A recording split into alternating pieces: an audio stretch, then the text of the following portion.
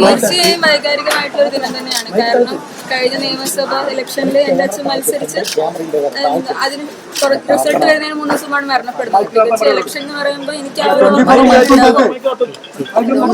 അതുകൊണ്ട് ഇട്ടേ ഉള്ളൂ. തികച്ചും ആ വ്യക്തിനെ തന്നെയാണ് എനിക്ക് ഏറ്റവും കൂടുതൽ ഓർമ്മിക്കാൻ പറ്റുള്ളൂ. കാരണം എന്റെ അച്ഛനാണല്ലോ. എന്താ ഇപ്പോൾ ഈ വോട്ടെടുപ്പ് കഴിയാറായി, ഒരു വിജയ സാധ്യതയൊക്കെ എങ്ങനെയാണ് കാണുമ്പോൾ തോന്നുന്നത്? വിജയസാധ്യത തീർച്ചയായും UDF ജയിക്കണം എന്ന് തന്നെയാണല്ലോ. കാരണം ഞങ്ങളുടെ പാർട്ടി UDF ആണല്ലോ.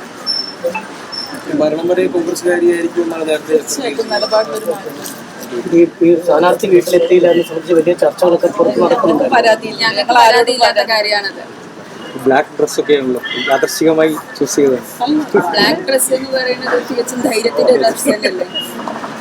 അതിൽ വലിയ കഴിവില്ല അല്ലെ, അത് വലിയ കഴിവുള്ള കാര്യമല്ല. ഈ 2 സ്ഥാനാർത്ഥികളും നിങ്ങളുടെ വീട്ടിലെത്തി. അദ്ദേഹം കഴിഞ്ഞ സ്ഥാനാർത്ഥിയായിരുന്നു.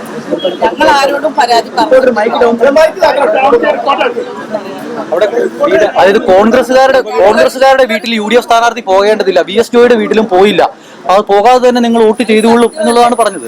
ഞങ്ങളുടെ വിശ്വാസമല്ലേ അത്. UDF പാർട്ടിയിൽ ഞങ്ങൾ നിൽക്കുന്നിടത്തോളം കാലം ഞങ്ങൾ UDF-ന്റെ കൂടെ നിൽക്കുന്നത് അവരുടെ വിശ്വാസമാണത്. ആ വിശ്വാസം ഞങ്ങൾ എന്ന് തെളിയിച്ചിരിക്കുന്നു.